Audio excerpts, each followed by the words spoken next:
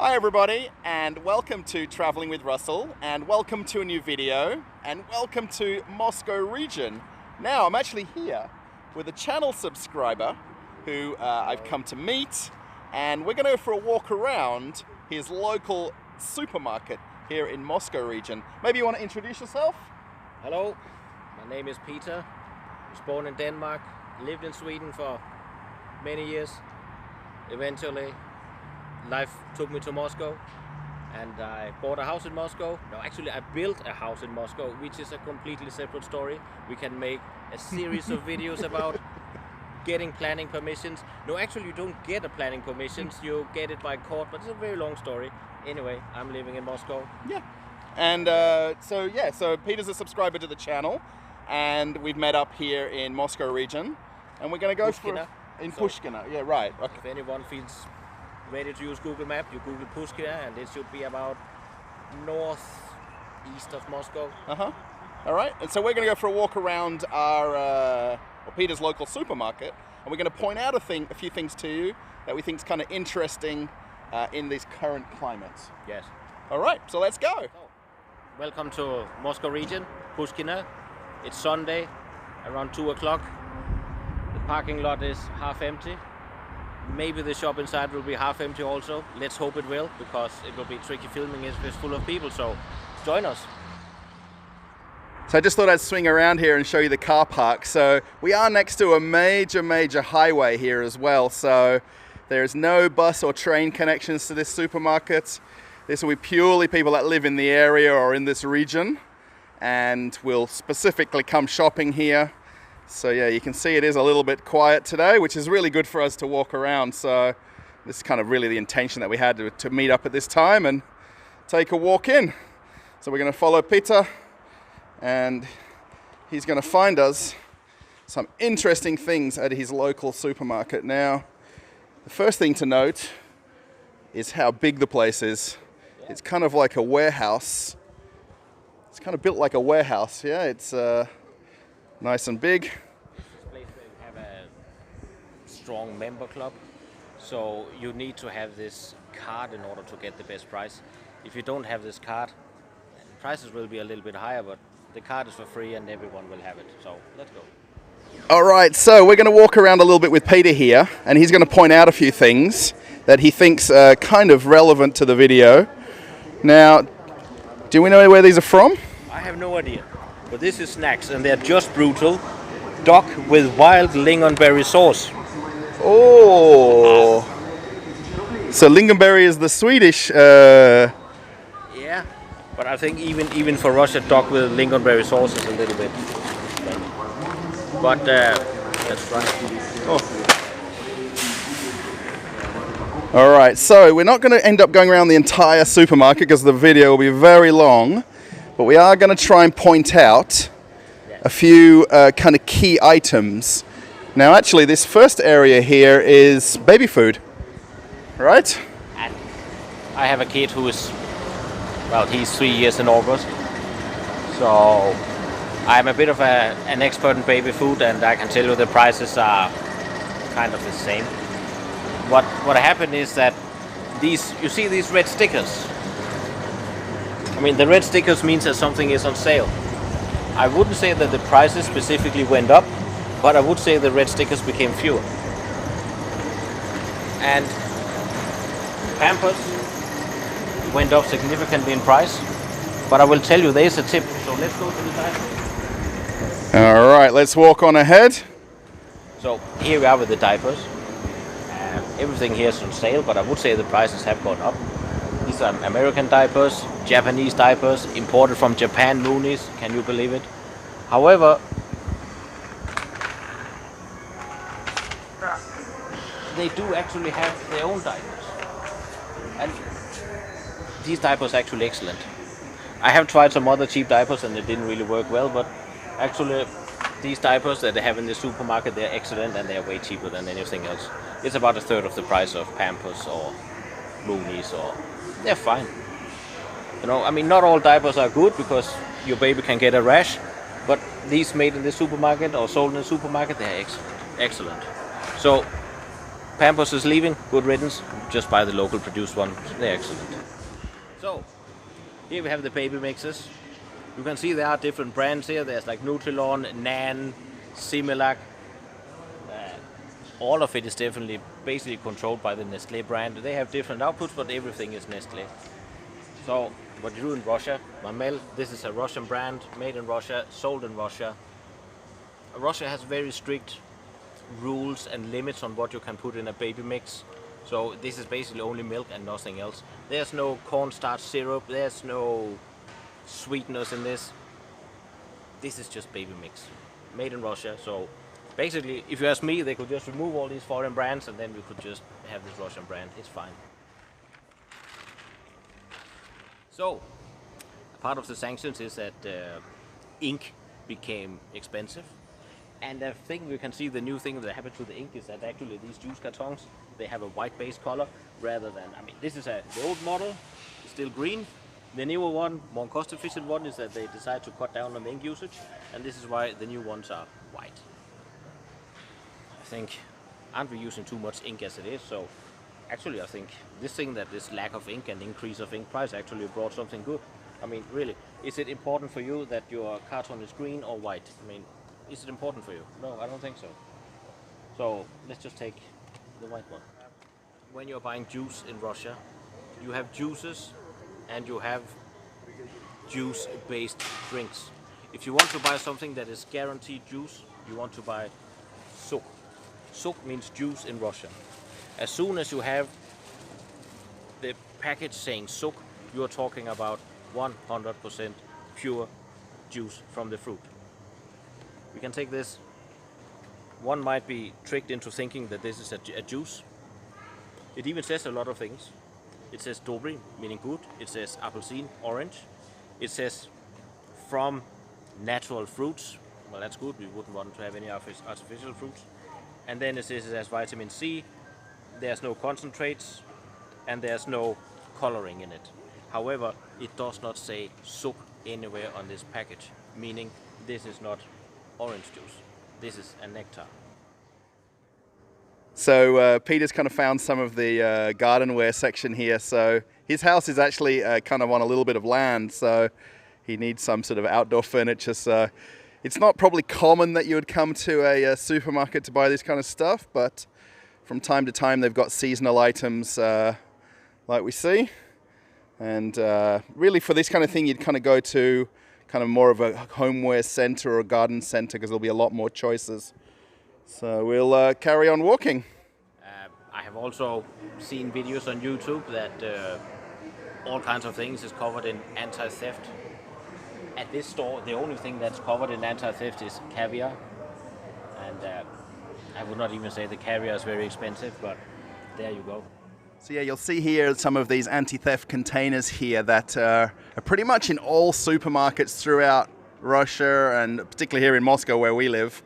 So these are very normal to see, and we are going to see if we can find any others. We don't believe there are any in this store, and Peter wants us to point it out especially. As the price of meat, this is beef. The price is between 570 rubles per kilos and 650 for the better parts. In my experience after living 3 years in Russia, that price has gone up insignificantly. Maybe I'm a bit of an Irishman, but I like to eat, stomachs.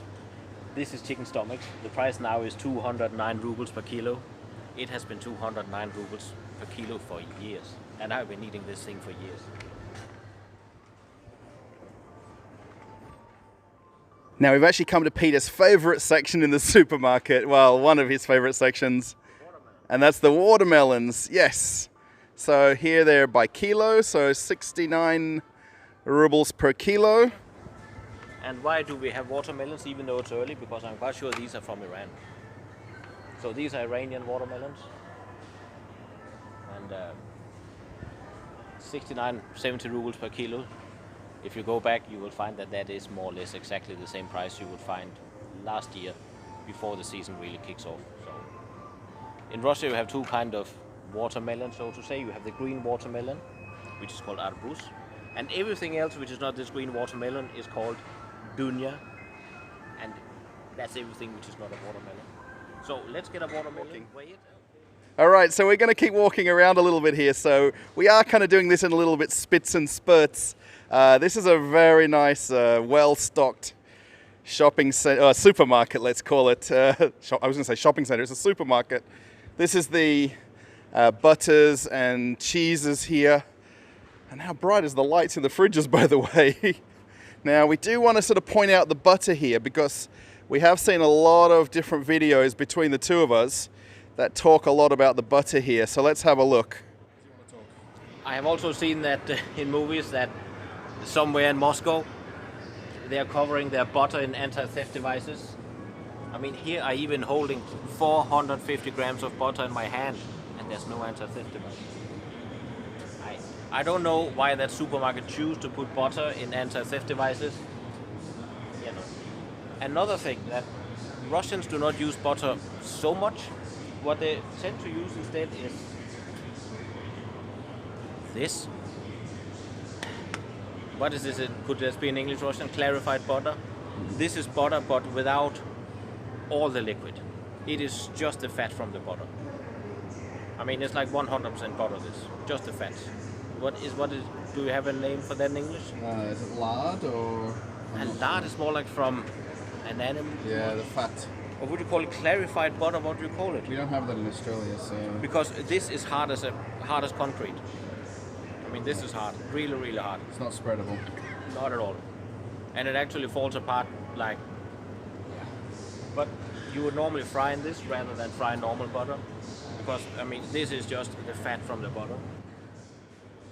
Just standing back here and looking at the whole shelf of butter, and as Peter pointed out there is no butter in this supermarket in anti-theft containers whatsoever, no matter what price it is.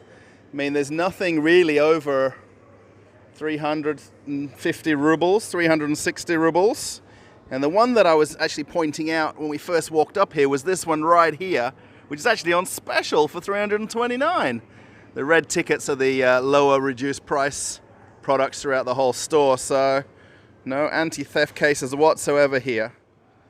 So Peter's just having a look through the kind of gourmet cheese section here, and we were kind of having a look for different countries that are not either Russian or Belarusian. Yeah, so there is pretty much no non-Russian cheeses here, and this has been a thing for quite a few years. So they do actually have the country mentioned on their tags right here, so you can see in brackets at the end there, Russia. And we're kind of fighting hard to find any non-Russian cheese. Oh, Peter's found. What country are they from? Argentina. So look at that, we've found a brand of Argentinian cheese. So just walking around a little bit more here, we're kind of in the bakery end of the store. They do all their own in-house baking here. This is obviously Sunday afternoon, so they don't have any production today, but they still have fresh bread available. And they've got some pastries here as well. And yeah, still plenty of bread. This is all made in store, so it allows the prices to be cheaper, plain and simple, versus having it made off-site. 42 rubles. Now, we just thought we'd both point out this. It's Harry's American sandwich bread. It's 105 rubles for half a loaf, or less than half a loaf, which is really expensive. If you look at that Russian one before there at 42 rubles for a whole loaf. And then they've got a ton of stock here. And the one thing that I just want to show back again here is how white it is. Now, that's not even lighting. It's like a bleached bread of some kind. Now, have a look at the candy section in Lenta here. So again, this is a big supermarket, so you're going to see everything a little bit more and bigger. And this middle aisle here is all the pay-by-weight candy here. So you basically bag up what you want, then you actually weigh it yourself on the scales, and you just buy how much you need. Have a look here, Raffaello, Lindt, Ferrero Rocher up there, and just candy till the eye can see. This is predominantly all chocolate here. We know Kitkat very well. This strawberry Kitkat. Does anybody have strawberry Kitkats? I'm not a big fan of strawberry Kitkats. These are very popular in Russia. Cocoa pies. And we've got all the gummy candy over here. And then more chocolate. Kinder Surprise. And then the bar chocolates on this side. Speaking of anti-theft devices, if there's something that really needs an anti-theft device now in Russia, it's coffee. That has gone up a lot. So being a lover of coffee suddenly became a very expensive hobby in Russia. Now, I'm not actually a big drinker of coffee myself, but my wife is, and I can absolutely vouch for Peter in saying that the prices of coffee have gone up across all the brands. And there is some that's made in Russia, and then some that are imported. So there's a bit of a mix of different coffees here. So I do hope this video comes out nice once we edit it down a little bit and chop a little bit out here and there. But here is the wine and alcohol section. Plenty of wines and champagnes to choose from across all countries and brands. And very little price differences in the last few months.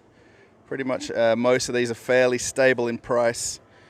And Peter, what else are you going to show us? We're going to follow him and see what he comes across.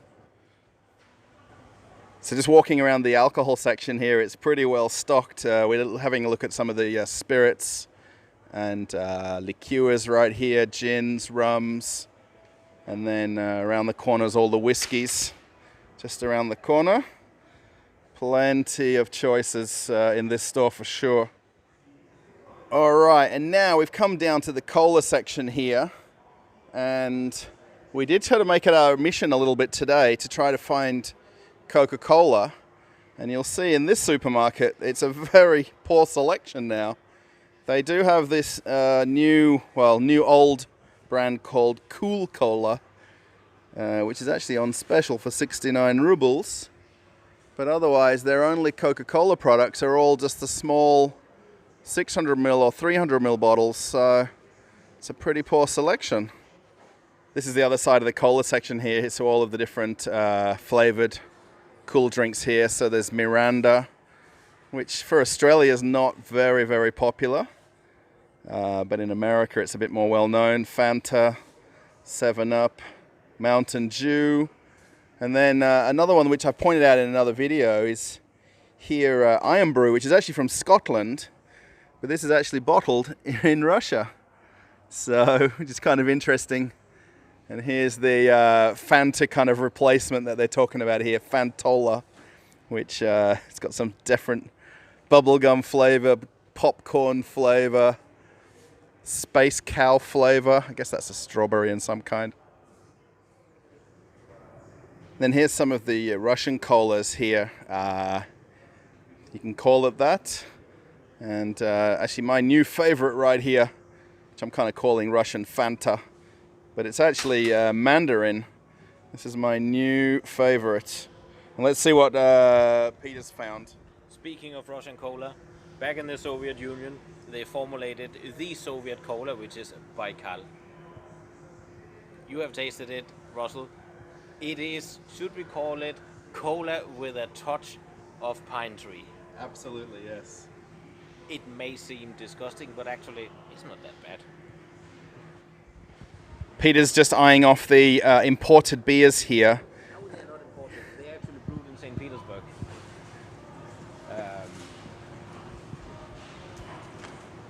55 rubles for a Carlsberg. I wouldn't say that have changed. I think I do remember you could get them for a little bit lower on sale, but now they're not on sale, so price have changed insignificantly. And something strange here in Russia is that the alcohol-free variants are always significantly more expensive than the alcohol variants. Well, when you go to a Russian supermarket, you do find alcohol-free alternatives. Here's the rack of alcohol-free beers. You'll find everything from Stella Artois, Weiss beer. Yeah. So they got your alcohol-free alternatives covered, but in Russia, drinking alcohol-free is a little bit more expensive than drinking with alcohol. I don't know how it is in the rest of the world, but in Russia, that is the case. So this one comes from Belgium. Suddenly, when it comes from Belgium, it's 100 rubles. So they do import beer, but you can often see it at the price. Now, Peter wants to point out something here that we've also noticed on some other videos, and he's almost rushing over here because we've known this for quite a fair long time, that in Russia they do have eggs in 6-packs. I mean, the standard Russian way of buying eggs is 10 or 30, but they do have 6, 12, 18. It does exist, and it existed for a very long time. It was not something that happened yesterday. Now, a big reason why a lot of people don't necessarily buy 6 packs of eggs in Russia is because it's 69 rubles for 6. And then if we swing over to the regular kind of shelves with eggs, you can get 10 eggs for 64 rubles. Okay, those ones are on special, but even the house brand ones, 99 rubles for 10 eggs. So pretty much most of the time a pack of 10 eggs is under 100 rubles. And you'll see even across here some of the other brands, 70, 80, 100 rubles. So 6 eggs is available in Russia, but why would you buy so few? Okay, everybody, so we've come to the end of the video. I'm now actually walking to the train station to come back home. Thanks, Peter, for coming on a little bit of a tour. Yeah. And I hope everybody likes the walk around at Lenta. Yeah. We're a little bit puffed out here because we're walking on the train lines. Yeah, and this is a stone, so you better. Yeah. It would be terrible to break your leg right now. Watch your step. Not the time. Thanks, everybody. If you like the video, give it a thumbs up. Post a comment, let us know what you think. Yeah. And I'm going to head off on another adventure. Bye, everybody. Bye.